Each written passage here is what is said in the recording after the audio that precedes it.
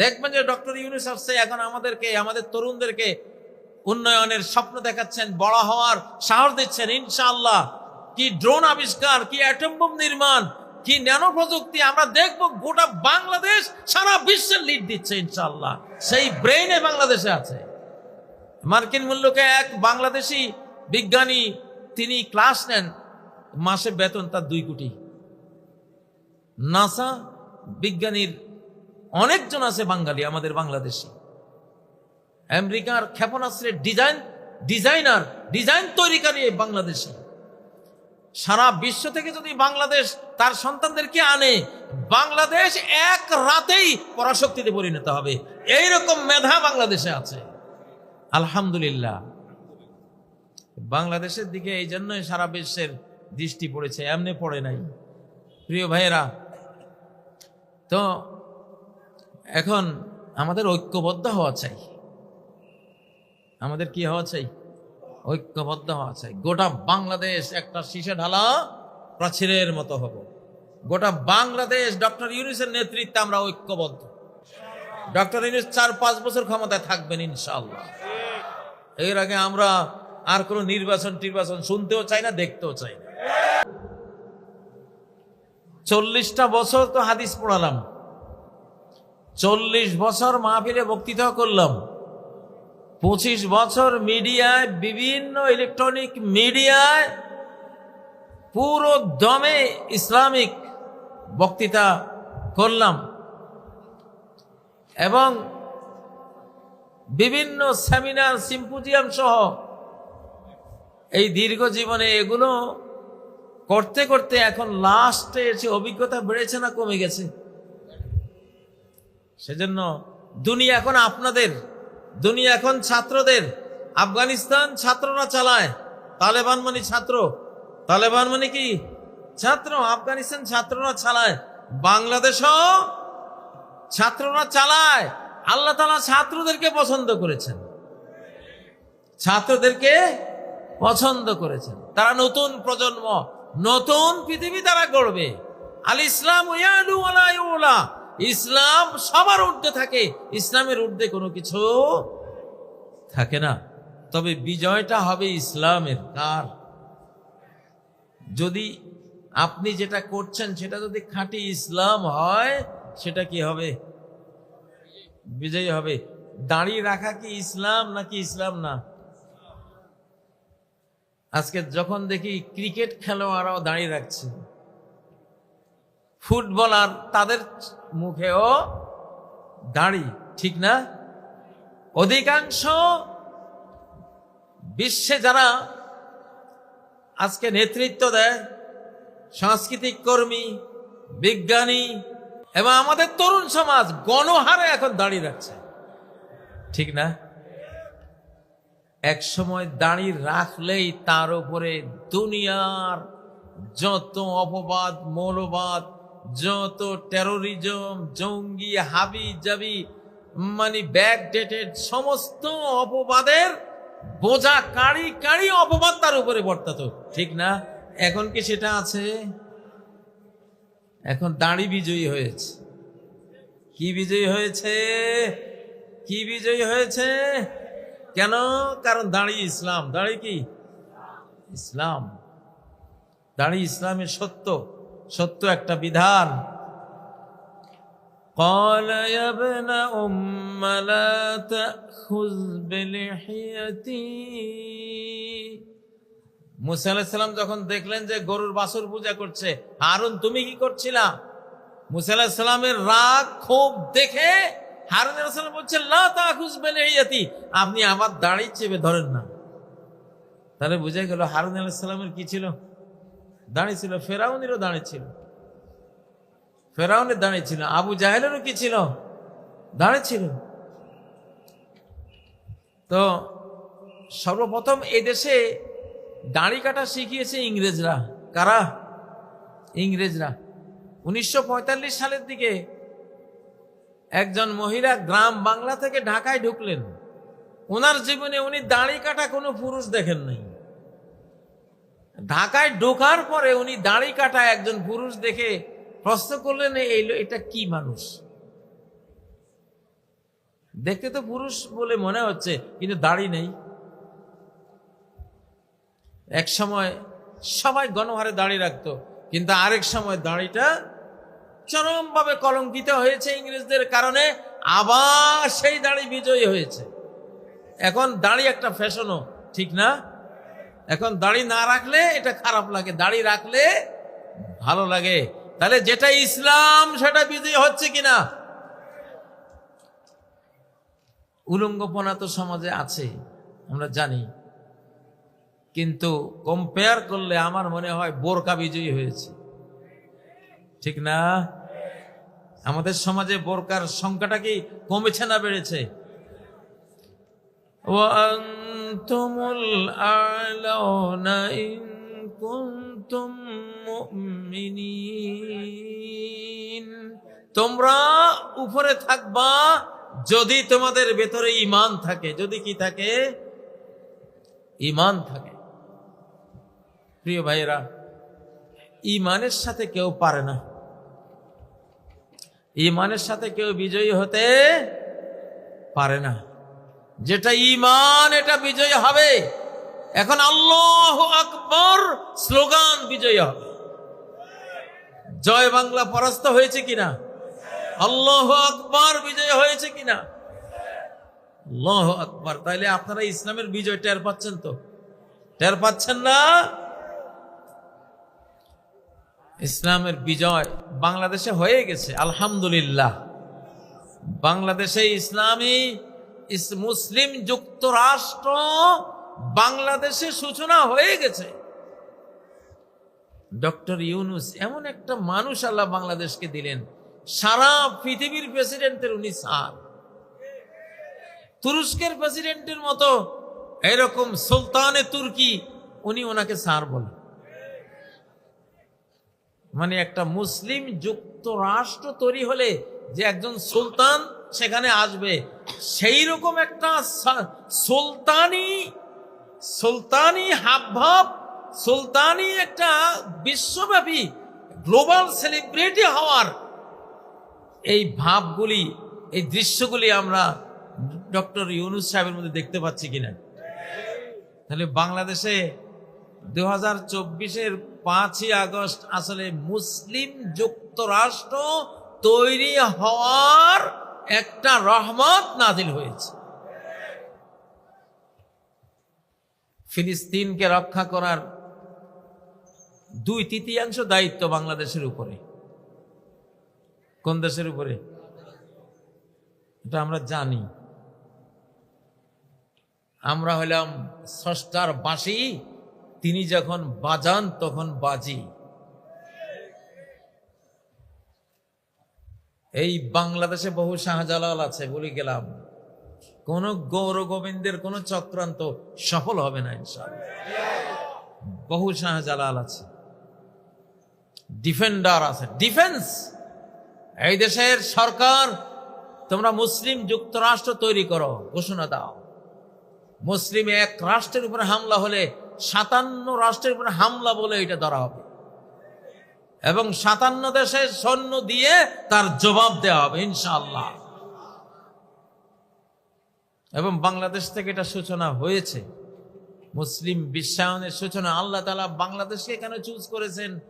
এত তরুণ কোন মুসলিম দেশে নাই, এত বুদ্ধিদীপ্ত তরুণ পৃথিবীর কোন দেশে নাই।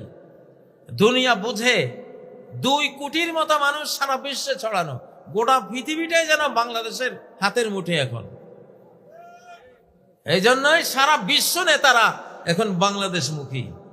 আলহামদুলিল্লাহ। কিছু একটা আছে এখানে, কিছু একটা, কার ভেতরে কি আছে বলা যায় না।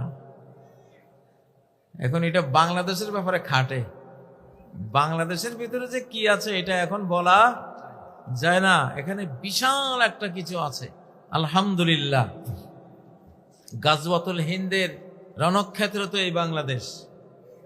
17 বছর গাজওয়াতুল হিন্দের মধ্যেই ছিলাম।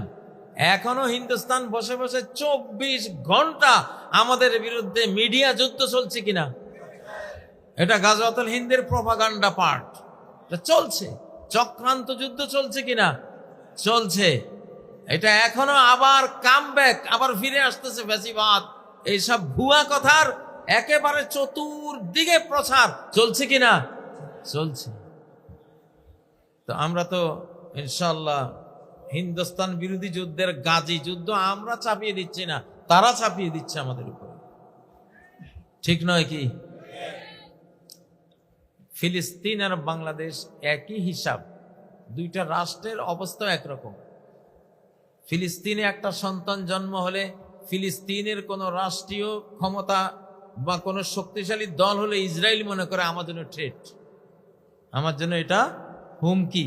ঠিক বাংলাদেশে একটা শক্তি হলেই ভারত মনে করে এটা আমার জন্য হুমকি, ঠিক নয় কি? তো ফিলিস্তিনকে যেমন র আর মোসাদ আর র মিলে তারা ধ্বংস করছে, এই বাংলাদেশের পিছনেও র মোসাদ আছে, কঠিন ভাবে আছে। তাদের চক্রান্ত থেমে নেই, আমাদের সজাগ থাকতে হবে ইনশাল্লাহ। তবে আমরা সাবধান করে দিচ্ছি, বাংলাদেশের উপরে হাত দিবা, যারা হাত দিবা তাদের রাষ্ট্র সুদ্ধা দখল করে মুসলিম সাম্রাজ্যের বিস্তার ঘটানো হবে ইনশাআল্লাহ। এখন সেই যুগ, কারণ এটা আল্লাহ আমাদের সাথে আছেন। তুতিল মুলক মান তাশা, যাকে চাও সাম্রাজ্য তুমি দাও, ঠিক না? খন্দক যুদ্ধে নবীজির সাহাবীরা পরীক্ষা খনন করছেন, এমন এক পাথর পড়লো ওটা কোনো কোদাল দিয়ে বেলচা দিয়ে ভাঙ্গা যায় না। নবীজি আসলেন, তিনি কোপ দিলেন, নবুয়তের হাতের কোপ খেয়ে ওটা ফেটে গেল আর একটা আলো বেরিয়ে গেল। সেই আলোতে পারস্য সাম্রাজ্যের বিল্ডিং গুলো নবীজি দেখলেন, প্রাসাদ গুলো দেখলেন। তিনি বললেন যে তোমরা সুসংবাদ গ্রহণ করো, পারস্য সাম্রাজ্য তোমরা দখল করবা। আরেকটা কোপ দিলেন, পাথর বাংলা একটা আলো বিচ্ছুরণ হয়ে রোমান সাম্রাজ্যের প্রাসাদ গুলো দেখা গেল। নবীজি বললেন রোমান সাম্রাজ্য তোমরা দখল করবা। কুরাইশ শুনে বলে যে মোহাম্মদ আমাদের থেকে বাঁচার জন্য, মুসলিমীয় আরব শত্রু থেকে বাঁচার জন্য গর্ত করে যান বাঁচাচ্ছে, সেই মোহাম্মদ তার এইসব গো বেচারাদেরকে সুসংবাদ দিচ্ছে পারস্য সাম্রাজ্য রোমান সাম্রাজ্য বিজয়ের। শুনছো মোহাম্মদের কথা? তখন আল্লাহ আয়াত নাজিল করলেন, সাম্রাজ্য তো মোহাম্মদের না, সাম্রাজ্য কার? আল্লাহর। তিনি চাইলে যাকে চান তাকে দিতে পারেন। আল্লাহ চাইলে বাংলাদেশকে বাংলা এম্পায়ার করে দিতে পারেন ইনশাআল্লাহ, ঠিক নয় কি? বাংলা এম্পায়ার আল্লাহ তুমি কবুল করো ইনশাআল্লাহ। বাঙালিরা খুব সূক্ষ্ম বুদ্ধিওয়ালা। W Hunter our Indian Muslims এই বইতে লিখেছেন যে ব্রিটিশদেরকে মার দিয়েছে এই হিন্দুস্তানে, ভারতবর্ষে, এবং ভারতীয়রা ব্রিটিশরা হেরে গেছে এখানে দুই কারণে।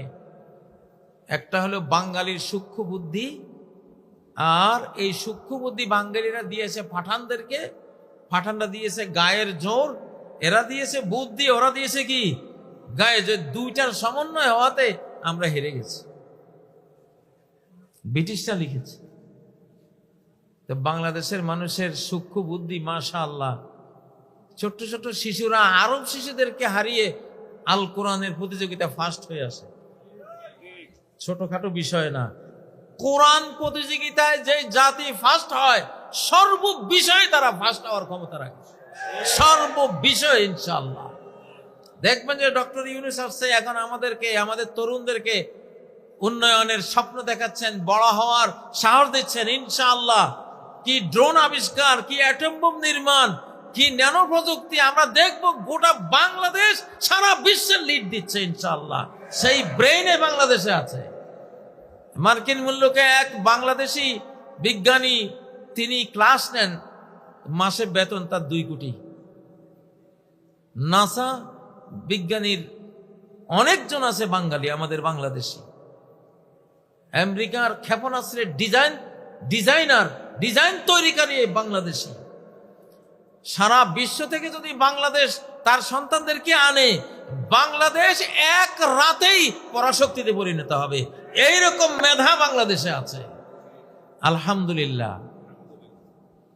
বাংলাদেশের দিকে এই জন্যই সারা বিশ্বের দৃষ্টি পড়েছে, এমনি পড়ে নাই। প্রিয় ভাইয়েরা, তো এখন আমাদের ঐক্যবদ্ধ হওয়া চাই। আমাদের কি হওয়া চাই? ঐক্যবদ্ধ হওয়া চাই। গোটা বাংলাদেশ একটা শীষে ঢালা প্রাচীরের মতো হব।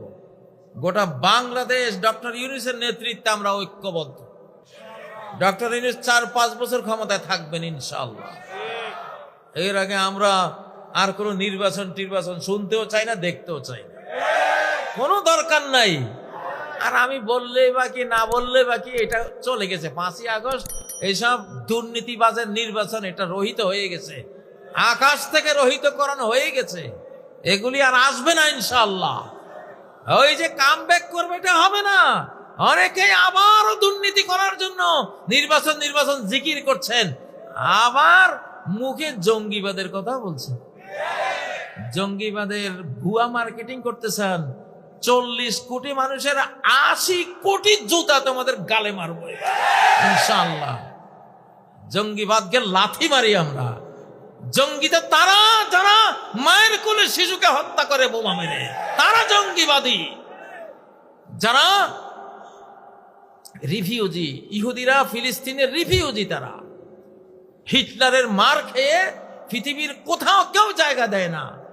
ব্রিটিশরা জানে যে এই জাতি যদি ব্রিটেনে জায়গা দেয়, ব্রিটেনের অবস্থা জার্মানির মতো করে ফেলবে।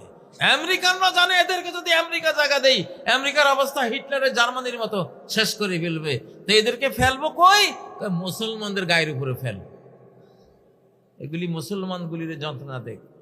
সেই ষড়যন্ত্র করে রিফিউজিগুলিকে এনে ফিলিস্তিনে বসিয়ে, সেই রিফিউজিরা আদিবাসীদেরকে উৎখাত করে বোমা মেরে এখন সেখানে মহাপ্রলয় ঘটাচ্ছে। ইনশাআল্লাহ তোমাদেরকে আমরা বিদায় ঘন্টা বাজাবো। আমরা জেগে উঠেছি ইনশাআল্লাহ। আমাদের মুসলিম যুক্তরাষ্ট্র জন্ম হয়ে গেছে আমি মনে করি। আমাদের বাংলাদেশের বর্গ কিলোমিটার কত? 4,17,00,000+। বাংলাদেশ কত বড়? বাংলাদেশের সীমানা, এটা যদি মুসলিম জাহানের অংশ হয়, মুসলিম জাহানের সীমানা হলো 4,17,00,000+ বর্গ কিলোমিটার। পৃথিবীর কোন সাম্রাজ্যের এত বড় সীমানা নাই, এত বড় বিস্তীর্ণ ভূমি নাই, মুসলিমদের আছে। সামনে 7 মহাদেশ জড়ো হবে ইনশাআল্লাহ।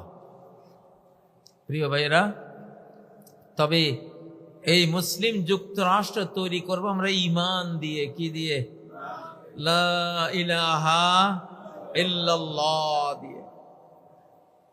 এখন নেতানিয়াহুরা বোমা মারছে লা ইলাহা ইল্লাল্লাহর উপরে, কালেমার উপরে বোমা মেরে কোনো লাভ নাই।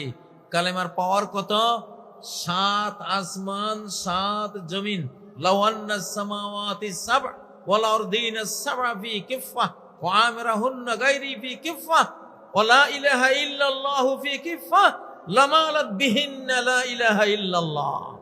7 আসমান 7 জমিন যদি এক মহাজাগতিক পাল্লায় তুলে দাও, আর লা ইলাহা ইল্লাল্লাহকে এক পাল্লায় তুলে দাও, লা ইলাহা ইল্লাল্লাহর ওয়েট, ক্ষমতা, শক্তি মহাবিশ্বের চেয়ে বেশি। আল্লাহু আকবার। সেই লা ইলাহা ইল্লাল্লাহ বিজয়ী হবে। কি? লা ইলাহা ইল্লাল্লাহ বিজয়ী হবে। উলু হুবাল, উলু হুবাল, উলু মানে জয়। উলু মানে কি? ওহদের যুদ্ধের সময় আবু সুফিয়ান স্লোগান দিয়েছিল উলু হুবাল, হুবাল জয়, হুবাল জয় বাংলা। এটা শিরকি স্লোগান। এটা কি? শিরকি স্লোগান। জয় বাংলা, জয় বাংলা হলো ইন্ডিয়া স্লোগান। তারা বাংলাদেশ জয় করেছে 71 সালে, সেই স্লোগান দিয়েছে। আর আমাদের নাদানরা এটাকে বাংলাদেশি স্লোগান মনে করে তারাও ইন্ডিয়া স্লোগান মুখে নিয়ে তারা এই 53 বছর কাটিয়েছে। নাদানের দল। আমাদের স্লোগান হলো নারায়ে তাকবীর। জোরে, আরো জোরে, আরো জোরে।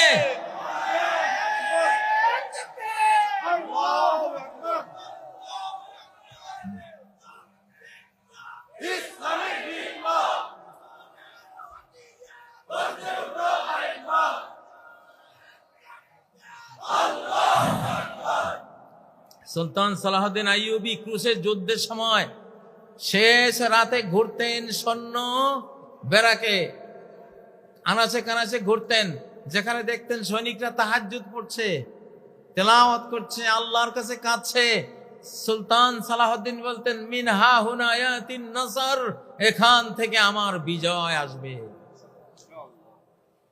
ইন কুনতুম মুমিনিন, যদি ঈমান থাকে বিজয়ী হবেই তোমরা। আমরা বিজয়ী হব গণতন্ত্র দিয়ে না, সমাজতন্ত্র দিয়ে না, পুঁজিবাদ দিয়ে না, হুজুর মুজুরের তরিকা দিয়ে না, বিজয়ী হব ঈমান দিয়ে। কি দিয়ে? ঈমান দিয়ে। একজনকে মারতে গিয়ে গোটা জাতি মরে গেছে, ঈমানের ইতিহাসে আছে না? লূত আলাইহিস সালামকে মারতে গিয়ে গোটা লূত আলাইহিস সালামের জাতি মরে গেছে। নূহ আলাইহিস সালামকে মারতে গিয়ে গোটা নূহের জাতি মহাপ্লাবনে তলিয়ে গেছে। মূসা আলাইহিস সালামকে মারতে গিয়ে গোটা ফেরাউনের আলে ফেরাউন সব মারা পড়েছে। ঠিক নয় কি? হ্যাঁ, তো ঈমানের শক্তিটা কত! ঈমানের সাথে যুদ্ধে এই পর্যন্ত কেউ বিজয়ী হয়নি। নমরুদ বিজয়ী হয়নি, সাদ্দাত বিজয়ী হয়নি, কারুন বিজয়ী হয়নি, কেউ বিজয়ী হয়নি। এই যুগের ফেরাউনরা বিজয়ী হবে? আমি একটা প্রতীক্ষায় আছি, আল্লাহ তাআলা মুমিনদের শক্তি কম থাকলে বেঈমানের যুদ্ধ লাগিয়ে দেন পাখির সাথে, যেমন আবাবিল, আব্রাহার 60,000-এর সাথে ছোট্ট ছোট্ট পাখির যুদ্ধ লাগিয়ে দিয়েছেন। সেই যুদ্ধে পাখিরা বিজয়ী হয়েছে, হস্তি বাহিনী আবাবিলের হেরে গেছে। ঠিক না? আবার আরেক যুদ্ধে দেখা যায় ইব্রাহিম আলাইহিস সালাম আর ওনার স্ত্রী ছাড়া কোনো ইমানদারে নাই, ওনারা দুইজন মুমিন মুমিনা। নমরুদ তখন বিশ্ব রাজা, সারা বিশ্বের তিনি সুপার পাওয়ার, তার কোটি কোটি সৈন্য সামন্ত। নমরুদের সাথে কি যুদ্ধ করার ইব্রাহিমের কোনো ক্ষমতা আছে? নাই। তো আল্লাহ তাআলা বলেন, ইব্রাহিম তুমি চুপ থাকো, আমি আমার এক বাহিনীর সাথে তার যুদ্ধ লাগাইতেছি। আল্লাহ তাআলা মশক বাহিনীর সাথে নমরুদ বাহিনীর যুদ্ধ লাগাই দিলেন। আল্লাহ মশক বাহিনীর পক্ষ নিলেন।